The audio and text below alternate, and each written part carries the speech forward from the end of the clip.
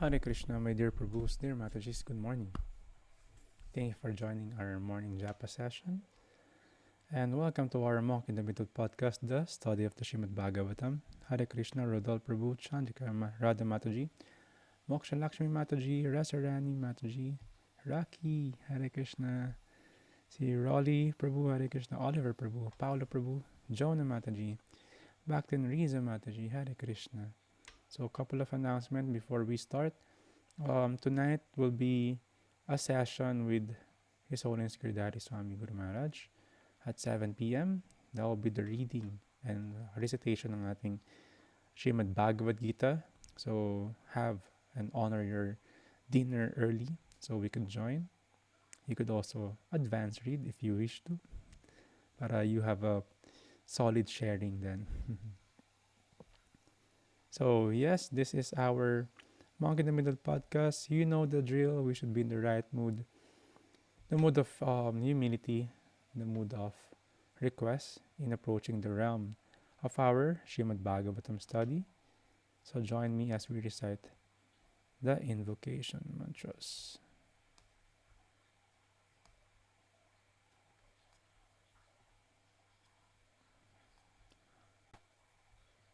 Om Namo Bhagavate Vasudevaya. Om Namo Bhagavate Vasudevaya. Om Namo Bhagavate Vasudevaya. Narayanam Namaskritya Naram Chaiva Narotamam Devim Sarasvatim Vyasam Tato Jayam Udirayat Nashta Prayashva Bhadreshu Nityam Bhagavata Sevaya Bhagavate Utamas Loke Bhaktir Bhavati Naishtiki.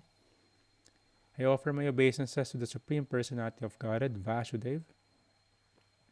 Before reciting this Srimad Bhagavatam, which is the very means of conquest, one should offer respectful obeisances unto the Personality of Godhead, Narayan, unto Narayan Rishi, the supremest human being, unto Mother Sarasvati, the goddess of learning, unto Srila Vyasadeva, the author.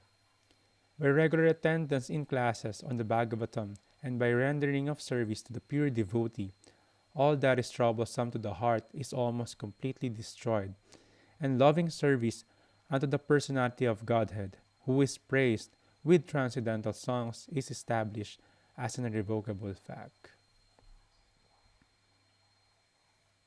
So yes, previously we discussed about the conversation between Narada Muni and Lord Brahma. And the same as Maharaj Parikshit's question, Narada Muni have some question as well.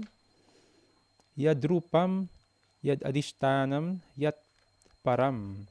So that's what is the symptoms of the universe. Narada Muni is asking Lord Brahma, because Lord Brahma is the secondary creator. What is its shelter?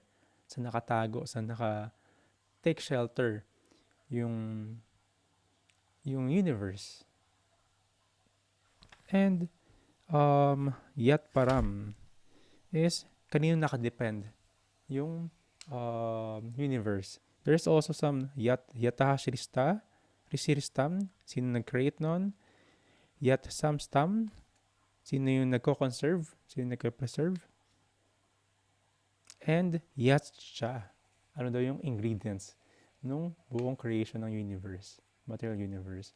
So these are a little bit technical discussion regarding the creation. Pero scratching the surface pa lang din to.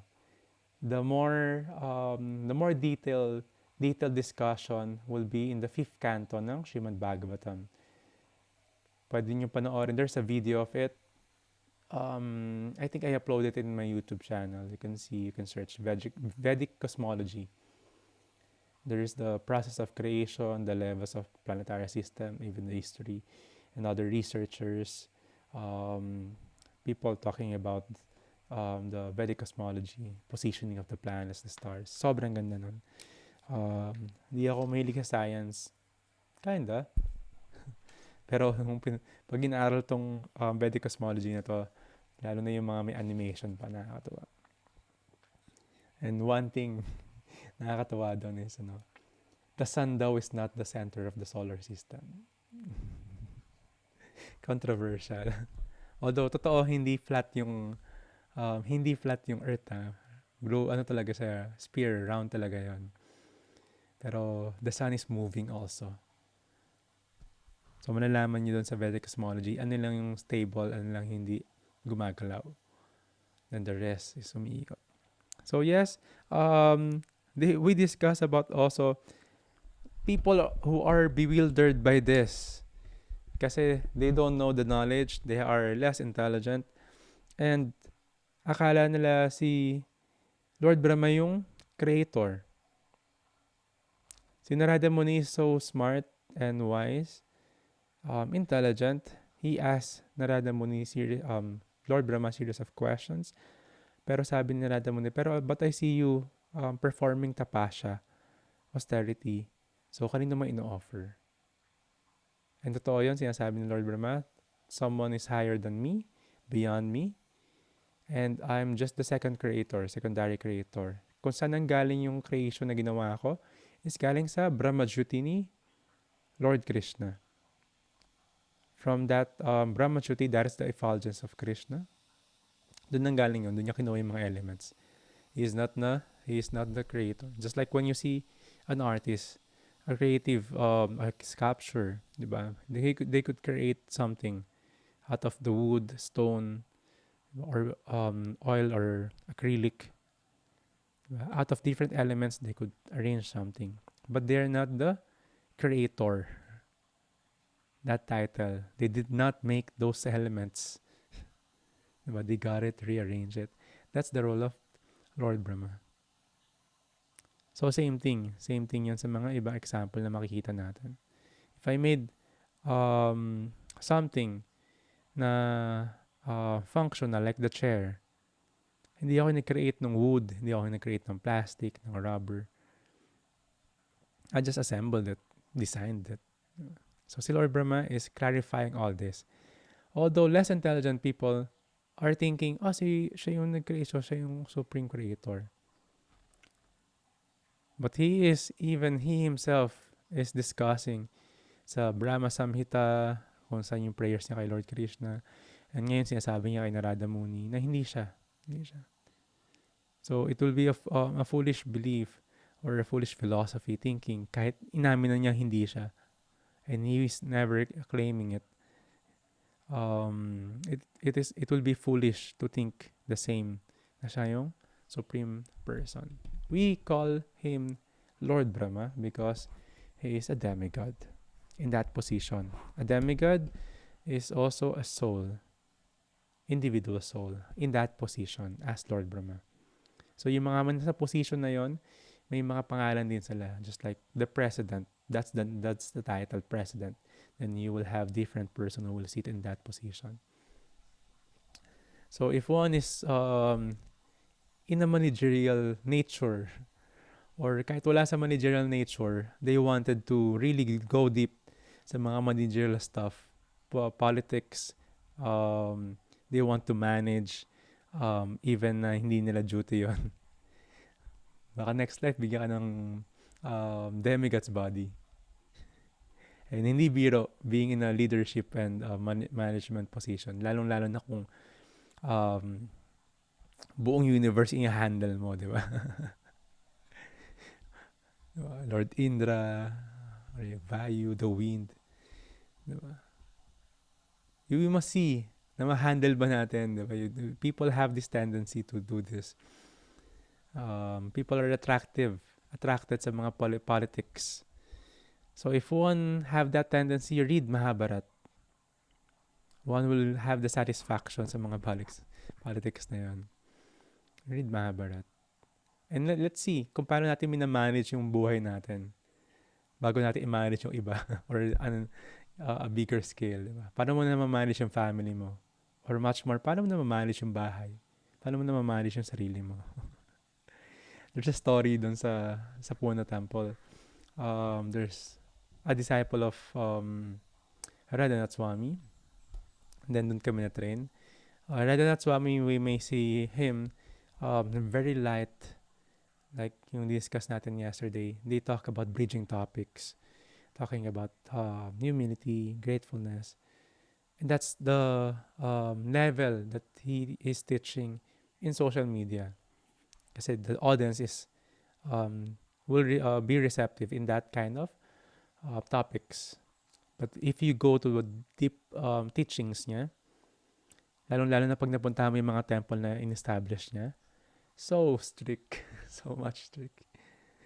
That's where we got trained. There's so much strict. A lot of brahmacharis, very strict practices, the sadhana. And yung isang project niya is the Pune Temple in Pune, Maharashtra State. We went there, tapos isang nag-manage yun is a brahmachari also, Radheshyam Prabhu. He's managing thousands of brahmacharis and much more, 10 of thousands of congregational devotees. Yung mga devotees outside the temple. And a lot of programs, book distribution, preaching, house programs, tapos temple programs, devotee care, food for life, a lot. Tapos a devotee, a brahmachari is asking him, how could you do this? Kami nga mga simple brahmachari, ang hirap i-manage no. Wala nga kaming masyado pag may-ari, yung locker lang yung minamanage namin, minsan ang hirap pa eh. It will take us an hour or two to rearrange. Paano pa yung managing this big scale? So same thing. Diba? It will take a big effort, energy, and time doing this leadership and management. We should appreciate them. It's a takeless task. And a lot of times we would not understand what they are doing because we don't have the experience. We have limited senses and experience also. And we don't need to know all also because it might disturb us. So that's the position of Lord Brahma as well. Imagine he has 4 heads to help him managing the universe na meron tayo. But he is the youngest among the other Lord Brahmas. He is the most, yung scale na minamanage niya, nililid niya, mas maliit. 4 heads lang siya. Yung iba 10, iba 20 heads, iba hundreds, iba thousands, meron pang million heads. Isipin mo gano'ng kalaki yung scale ng universe na minamanage niya. Still, all these Brahmas, even Lord Brahma, he is saying he is not God. Another story, when Lord Brahma visited Lord Vishnu, an expansion of Krishna, he went to the doorstep, then knocked, and the servants came out. And he's saying, may I speak to Lord Vishnu? Tapos pumasok si yung servant. Lord Vishnu, Brahma is outside, wanted to have darshan and speak to you. Sabi ni Lord Vishnu, who's Brahma? Tapos lumabas yung servant, tinanong niya, may we know who's Brahma is wanted to meet Lord Vishnu. Tapos na false ego si Lord Brahma. The Brahma, the 4-headed Brahma. He's thinking, ako to. Then the servant went inside. Then Lord Vishnu allowed him and pumasok si Lord Brahma. Then nung nandun na siya, nagkataka si Lord Brahma, Lord Vishnu, what is the reason for the servant to ask me who's Brahma? Is there any Brahma in this creation? So yung ginawa ni Lord Vishnu, tinawag niya lahat ng Lord Brahma sa ibang universe. Tapos habang nandun si Lord Brahma, the 4-headed Brahma, Chaturmukha, dumadating yung mga iba't ibang Lord Brahma with many heads. hundreds of heads, 10 heads, millions of heads. Hindi ko alam kung paano mo i-drawing yun or paano nangyari yung millions of heads na yun. Pero sobrang dami. So it's nagulat si Lord Brahma doon and nakita niya, nag-bow down lahat. Nag-bow down ng mga ibang Lord Brahma. And it's a humbling experience for him. Ginawa niya, nanginig siya. Parang naroon siya sa moment na how do you call this? He bewildered at the same time humbled. So ginawa niya, he bowed down also to Lord Krishna, to Vishnu. So may mga painting nun, I'll show one. Maganda yung mga pastime na to.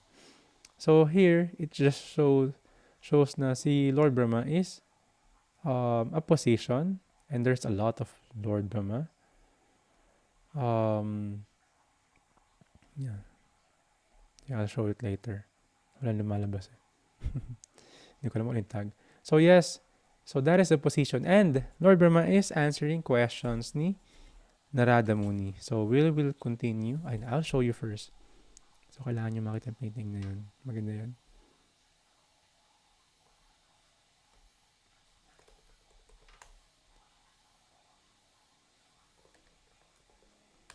So that is in Vaikunta, that pastime.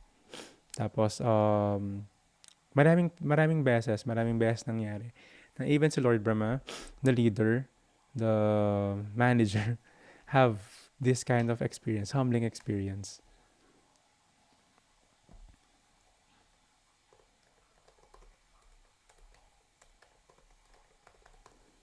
Hindi ko ano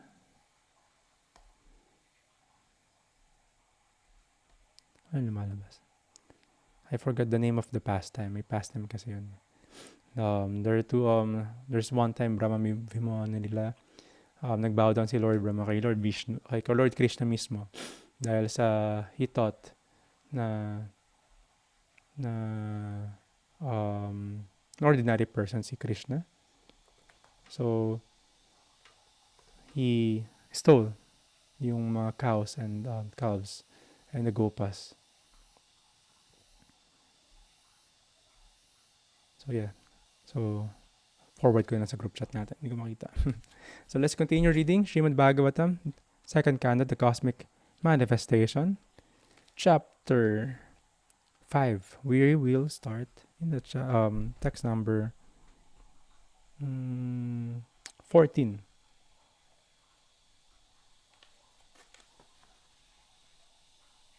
So yes, text number 14. The 5 elementary ingredients of creation, the interaction thereof, set up by eternal time, and the intuition of nature of the individual living beings are all differentiated parts and parcel of the personality of Godhead, Vasudeva. And in truth, there is no other value in them. So this is the perfect example. We have Vasudeva, and we have in the verse you could see, Dravyam karma cha kalascha. Dravyam means the ingredients. These ingredients na compose yung universe natin is earth, water, fire, air, and sky. In other planetary system, pag pumunta ka, may ganun din. Siyempre, iba-ibang prominent elements lang. Like us here, we have salt water. In other planetary system, meron silang sugarcane water. Ayun yung composed na ocean nila galing sa sugarcane. Yung iba made of yogurt. Galing nun, di ba? Yung planet ni Kshirodakasha Vishnu sa Dhruvaloka, ocean of milk. Tayo yung low class, meron tayong ocean of salt.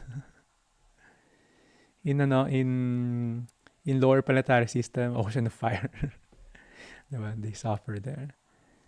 So, those are the elements. And kasama rin, of course, yung kala in time. These elements in the creation, it's just floating. It's just there.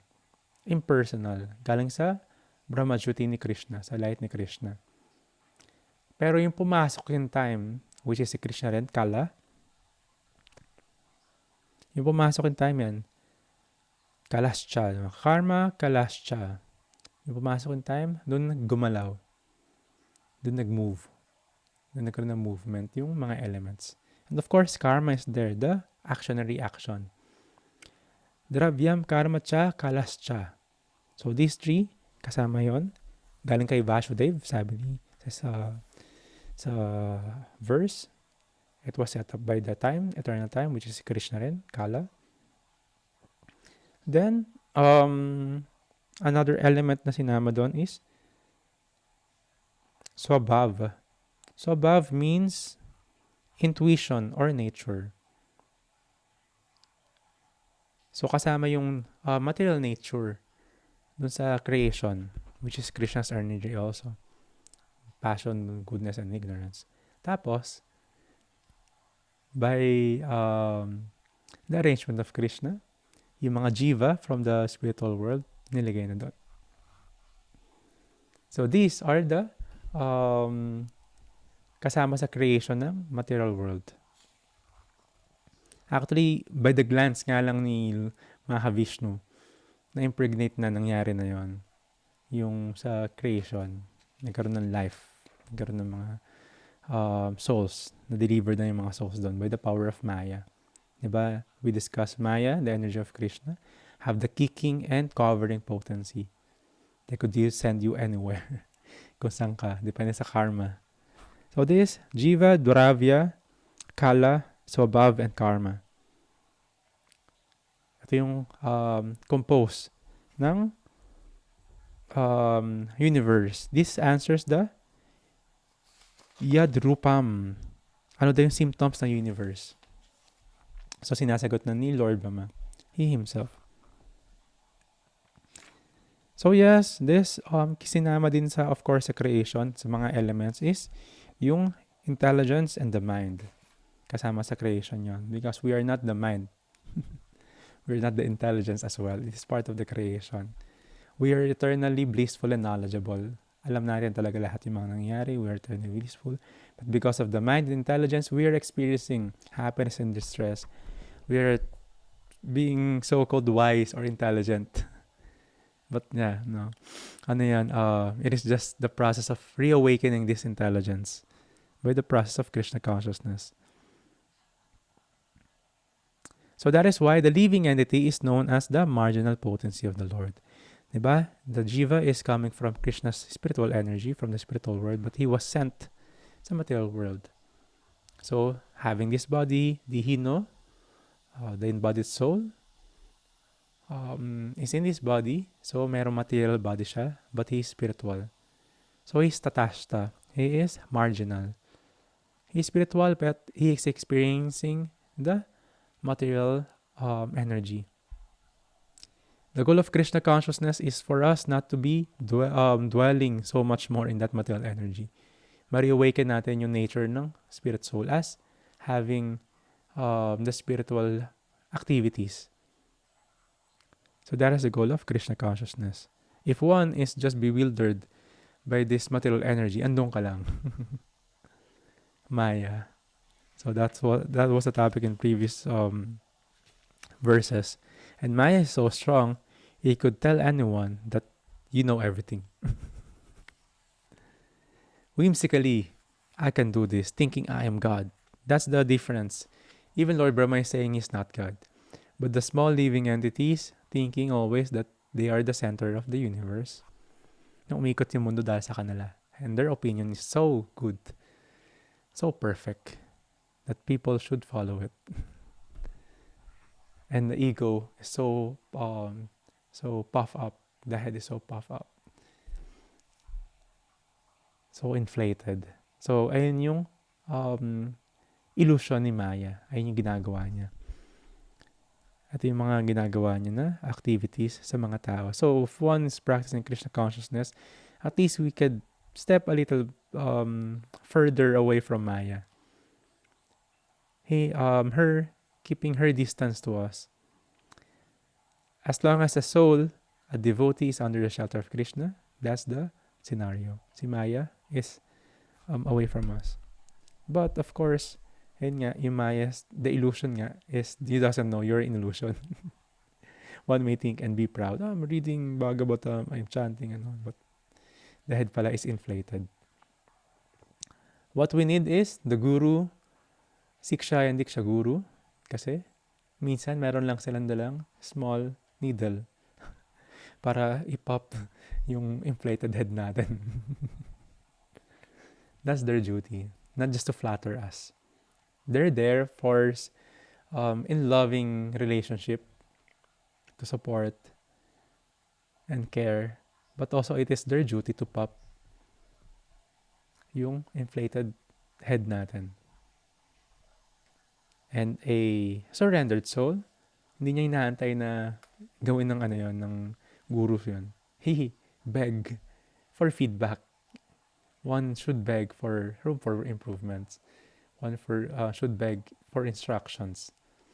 Para maiwasan yon or para just surrender himself. And the form of love ng guru na binibigay niya sa disciples is in the form of rose petal and thunderbolts. He could flatter you with encouragement. The guru would also give you the thunderbolt para magising. Minsan kailangan natin yun eh. Kailangan natin may mapagising eh. Minsan kailangan natin ng ganung words. Remember, those who give this feedback, criticism, constructive, and for room for improvement, yung kaya magbigay sa atin yun, sila yung mga totoong kaibigan. Of course, with permission, with grace, how to give it. Hindi porket, totoong kaibigan mo, babaksakan lang kita ng babaksakan ng mga feedback ko, ng criticism ko. So, hindi. The truth should be spoken eloquently. That's the expertise. In the proper mood, not in a humble mood, not in a proud mood.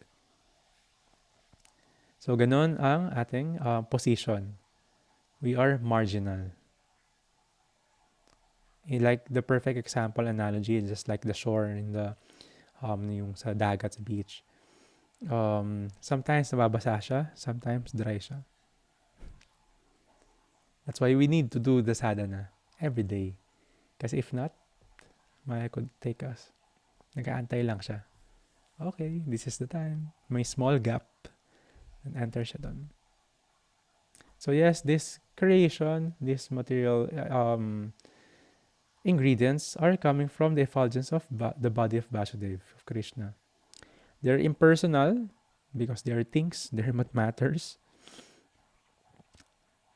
But si Krishna is the eternally existing, transcendental, Satchit Ananda Vigraha. The form ni Krishna is eternally blissful and knowledgeable. Ayun mismo yun, yung body niya is spirit. Pero yung effulgence niya is impersonal kasi hindi mo siya nakikita, walang person. So the worshipping of nature, the worshipping of universe, the worshipping of light is impersonalism. You go further, beyond, you see Krishna's form, names, pastime, glories, variety, goodness. That's personal relationship kay Krishna. So that's the practice of Krishna consciousness. Text number 15. The Vedic literatures are made by and are meant for the Supreme Lord. The demigods are also meant for serving the Lord as parts of his body. The different planets are also meant for the sake of the Lord, and different sacrifices are performed just to please him. Remember this Lord Brahma saying. So he's not claiming he's God, he's saying that Krishna is God. So the Vedic literatures, the scriptures, the Vedas, the real essence of it is to and made by Krishna and to worship Krishna. But other foolish people, practitioners, pseudo practitioners or less intelligent, they will get portion of the Vedas and they will create something out of it. Just like getting a verse, tapos doon ka mag-rely without seeing the bigger picture, the real essence. That is why Vyasadeva compiled this Srimad Bhagavatam, the real cream, the nectar of the Vedas, for us to get the nectar, the real essence. If not, just read the Vedas, you'll just go round and round. Rules and regulation, how to do this, what time kailangan gawin yun. Just rules and regulation. You will forget Krishna. But the Srimad Bhagavatam goes directly kasi si Krishna yung nag-create na ito. And para kay Krishna to. The demigod's position, their purpose is to serve Krishna, to help, assist, serve Krishna, just like other body parts. Like the hands, it helps para kumain, to work, to survive. He is not independent. Pag pinutol mo yung hand, wala siyang silbi. Same thing. Ganun yung demigods. And different planets are also meant for the sake of the Lord. So one may worship the demigods, but demigods are servants of Krishna, supposedly, ideally, and they are the demigods in charge, person in charge with these planets. Some are really enamored with this arrangement of planets, astrology, arrangement of the stars. But these are meant for Krishna's pleasure as well. You use this so you could serve much more. Not living your life according to the astrology. So baliktad, if you watch, you really get connected sa mga totoong astrologers, they will teach. You must use astrology, not astrology using you. Not living your life because ito yung sinabi. Use astrology. But of course, if you're a devotee, you're not under the astrology, the birth chart. Because nandun ka sa edit phase eh. Pwede mo edit yung life mo eh. While chanting, you're editing your life. You're removing your karma, good and bad. So, hindi basta-basta mag-take effect yung astrology. What more pa yung other inferior things, the palm reading, the tarot card, the other things. Iba, hindi siya basta-basta mag-effect. If you are practicing accordingly. But if not, may effect yun. So that's why, because of nature, that's the nature of the body that has soul. So these planets are meant for the sake of Lord Krishna. And the different sacrifices are performed just to please Him. So the yoga asanas, the meditation, the tapasya is not for one to get famous, rich, powerful, just like the demons. Diba si Hiranyakashipu? It is not meant for that. It's meant to please Krishna. All the sacrifices is meant for Krishna. So you do yoga, you're doing namaskara. Actually, in the scriptures, bawat position may mga like the Surya Namaskar, bawat position nun may mga mantras. So in a deeper level yan. Kailan mo narinig to? Kay ano yata eh, Charo Chandra. So may mga position yun. I was listening to this podcast. Oh yeah, one sannyasi who guest in a podcast in Namaras, yun. Ni si Charo Chandra. Another yogi. Yes. So according to Prabhupada, it was mentioned here that the Vedas are made just to revive the forgotten consciousness of the conditioned souls. Kaya may Vedas para ma-reawaken natin yung lost relationship natin kay Krishna to help us. But if the Vedas is pulling you out sa mga ibang processes, forgetting Krishna, so it's not the real purpose of the Vedas. The real essence is to awaken. Sometimes, and most of the time, people will be enamored with the flowery words ng Vedas. Oh, they will get power. I should worship this so I could have a beautiful wife. I could have money, Tapos doon na nakafocus. Like yung kinakwento ni Maturnat Prabhu, yung mga karma candies. They do that. They worship, even they go to the temple for material benefit. So that's part of the yoga ladder, the selfish or selfless karma kanda, karma yoga. A devotee, they are practicing unalloyed devotion. Should be. That's the goal, our goal. But if we're not there yet, we are striving. And the literature not meant for reviving God consciousness is rejected at once by the Narayana para devotees.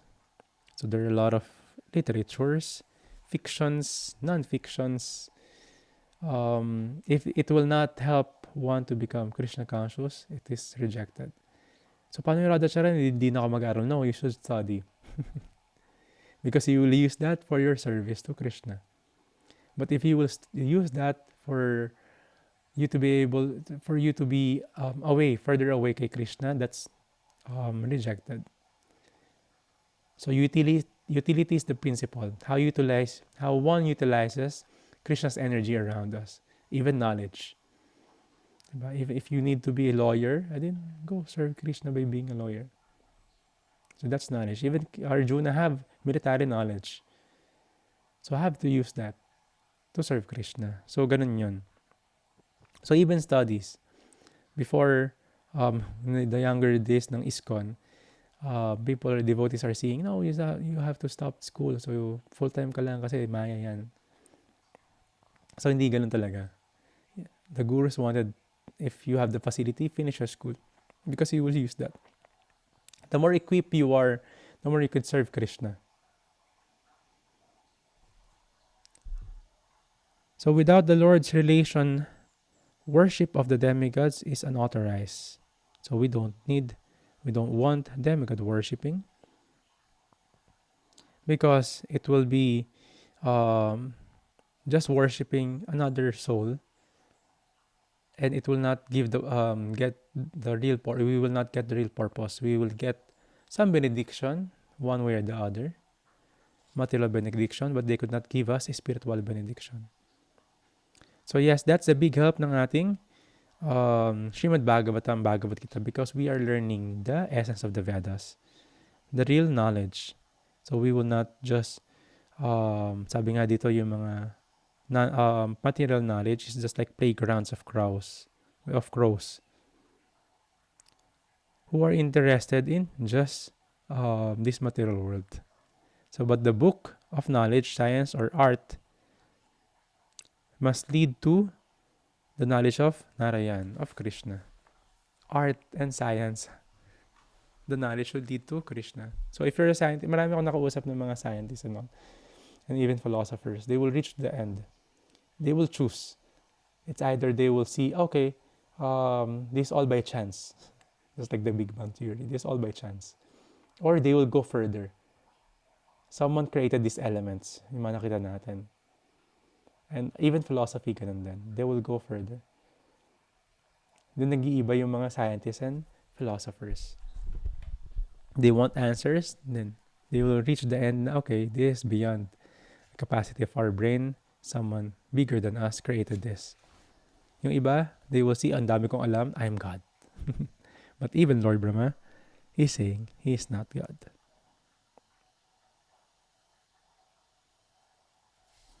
So yes, even those who wants to go to other planetary system, higher planetary system, heavens, Lord Brahma yung highest na ron. He's saying he's not God. He's also in the material world, even in that planetary system, he will also die. So that is not our goal. One will not eternally be in heaven, because that's still material.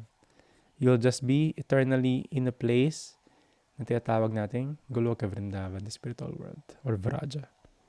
Text number 16. All different types of meditation or mysticism are means for realizing Narayan.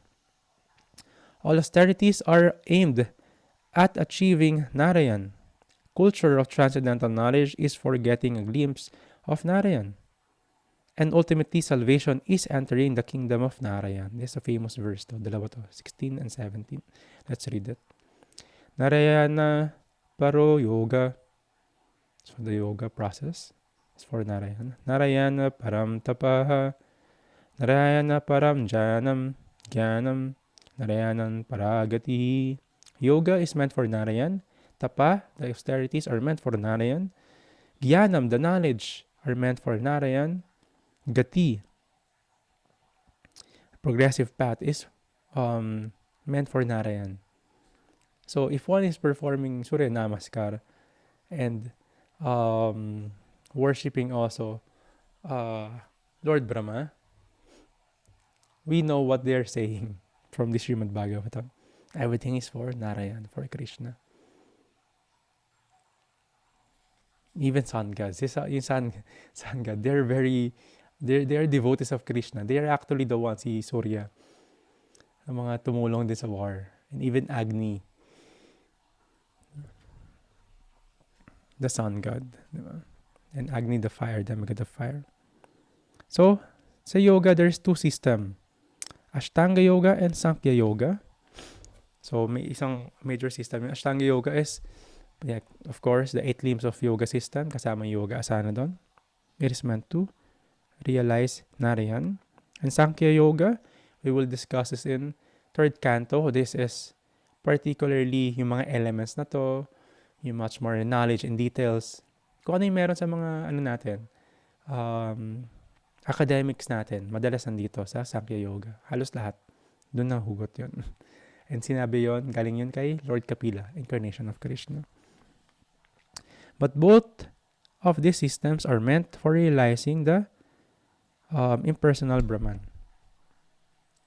Ang ma-end neto, ma-realize yung impersonal Brahman. Impersonal ni part ni Krishna. So when you go further to Bhakti Yoga, then you will realize the personal features ni Krishna. The Ashtanga Yoga, at the end of it, they will realize Krishna from within. So they will surpass yung impersonalism. They need to. But of course, now we are knowing this, you could do that. You could do your yoga, but be personal. And you know the process of yoga to control the senses, diba? Or to make it a gateway to introduce Krishna consciousness to others, the bridging. So that's the time, like what I'm saying a while ago. Radha that's the ways and means in bridging. Radha is a great yogi. Kung nabasa niyo yung Journey Home, it's a great yogi. Until now, yung yoga siya. So yes, Lord Brahma is even glorifying Krishna. So oneness with the impersonal Brahma Jyoti is not ultimate liberation. That is not the ultimate goal. Superior to that is the sublime association of the personality of Godhead. So ayun yung goal. Narayan, or the personality of Godhead, is the ultimate destination for all kinds of yoga systems, as well as all kinds of liberation. Narayana Paragati. So lahat ng process, papunta doon. Kaya yung yoga ladder natin, the topmost is Bhakti Yoga. And the Krishna consciousness, or ISKCON, this process is the express elevator. Papunta doon. Text number 17, Tashyapi Drastur Isasya. So ito yung mga sinabi dito. Translation, inspired by him only, I discover what is already created.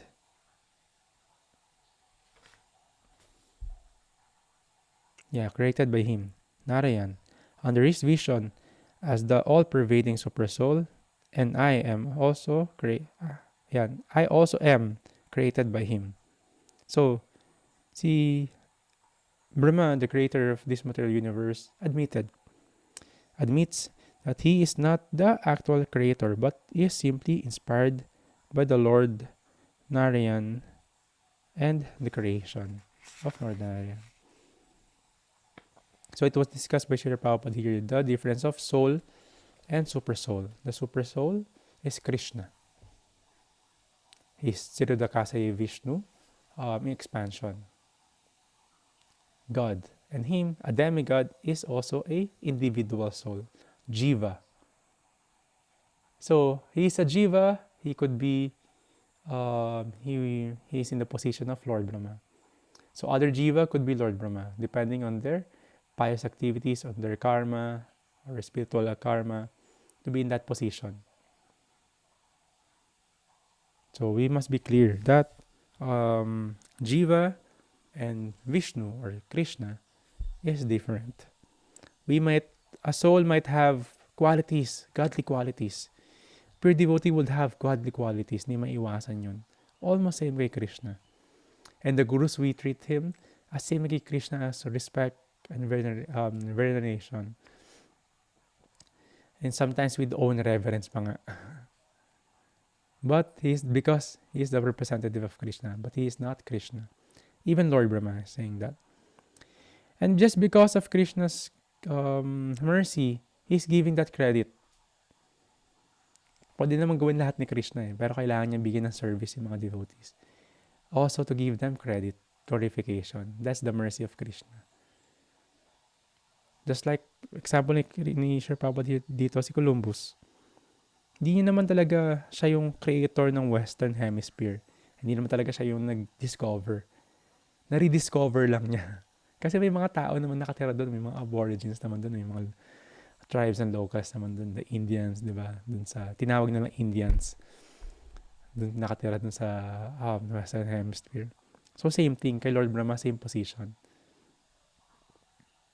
Just Krishna giving all the credit. Gave all the credit to Arjuna in the war. He could easily end it. Give the credit to Arjuna. Give the credit to Yudhishthira. Give the credit to Bhishma.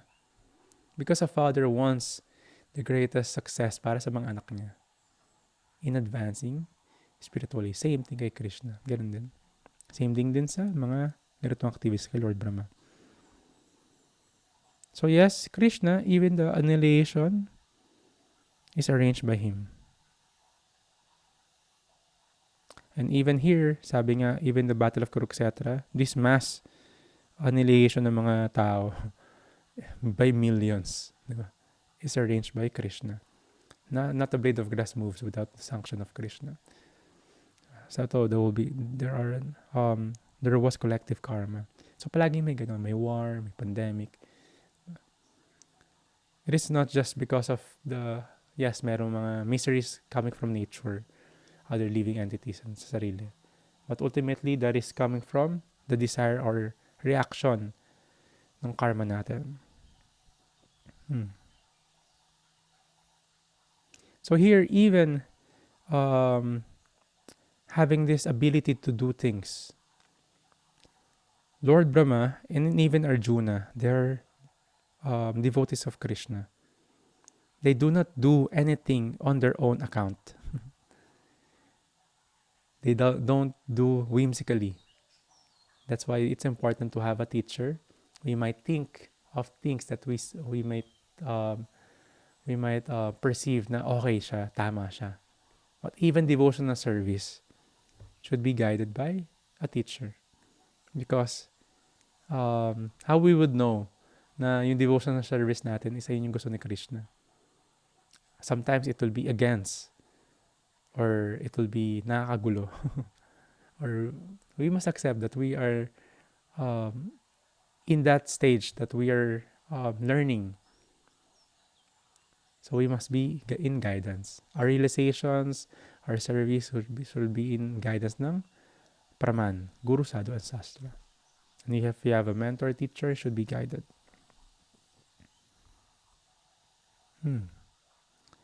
Sino yung mga perfect example na ito? Si Krishna himself. Meron siyang guru. Lord Chaitanya, meron siyang guru. Si Krishna mismo yan. And of course, what more about this? If we talk about Lord Brahma. Text number 18. The Supreme Lord is pure spiritual form, the transcendental to all material qualities, yet for the sake of the creation of the material world and the maintenance and annihilation, he accepts through his external energy the material modes of nature called goodness, passion, and ignorance. This is called the Guna avatars. He accepts the position of Lord Vishnu. In next expansion, he empowered Lord Brahma and Lord Shiva. So they are their duty is the maintenance, creation, and destruction. So he entered. But he is ever unaffected by this. Just like a president visiting a prison house. You could never think na siya yung nakulong. Bumisit lang siya doon to see things, to arrange things. So ayun yung tinatawag na Maya Shakti or external energy ni Krishna. So si Krishna will never be under Maya. Si Maya always a servant ni Krishna. Text number 19. These three modes of material nature, being further manifested as matter, knowledge, and activities, put the eternally transcendental living entity under the conditions of cause and effect and make him responsible for such activities. Cause and effect is karma, the action and reaction. So because of these three modes of material nature, this the energy of Krishna, he drives, he arranges the soul in different scenario, different condition, according sa cause and effect, according sa karma nila. That's why they're experiencing the happiness and distress. And they're also responsible for it. What happens to you is your own responsibility. One way or the other, may reason. Tayo rin gumawa ng reason na yun in our past lives. So we have to move forward. Palagi. There could be no reason, nangyari kasi sa akin to kaya dito lang ako tapos I'll drown na lang sa darkness. Yes, we understand. When we're talking about philosophy, yes, totoo yun. We need help most of the time. But we should decide palagi to grow, to move forward, to mature, to move on. So kailangan natin laging piliin yung decision na yun. Kasi we will not also be healed or recover by others lang. Kailangan natin piliin yung decision na yun. So here is the arrangement ng material nature ni Krishna. Factually, the living entities are not meant to be so conditioned by material energy, but due to their being affected by the false sense of lording it over material nature and energy, they come under the influence of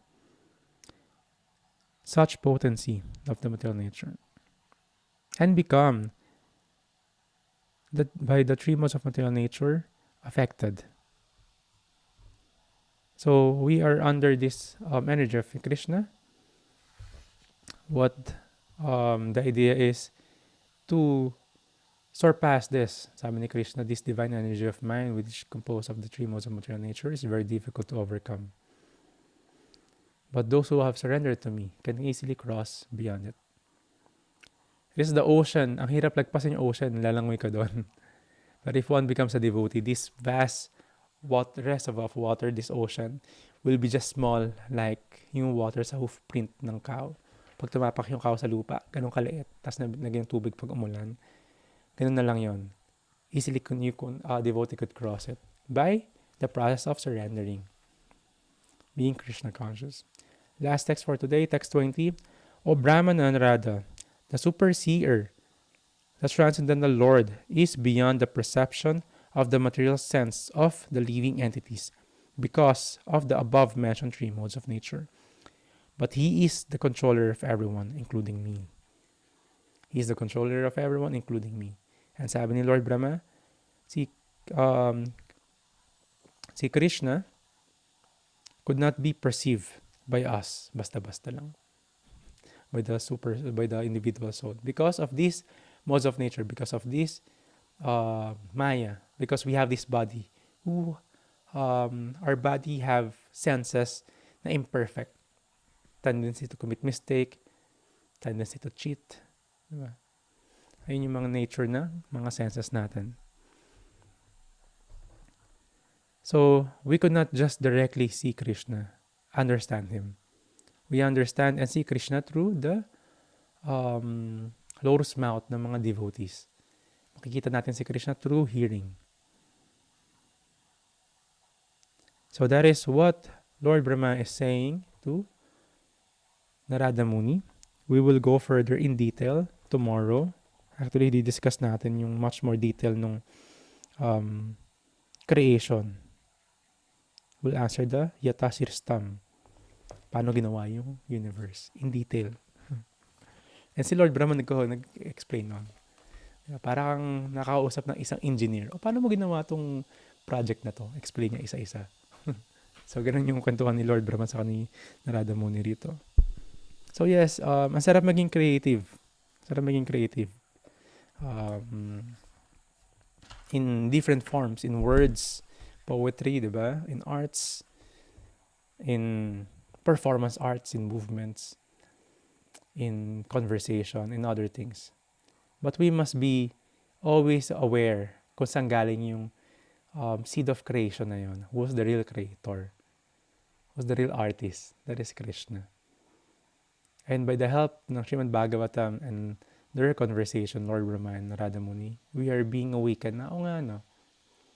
Still, the greatest of Krishna is unsurpassable.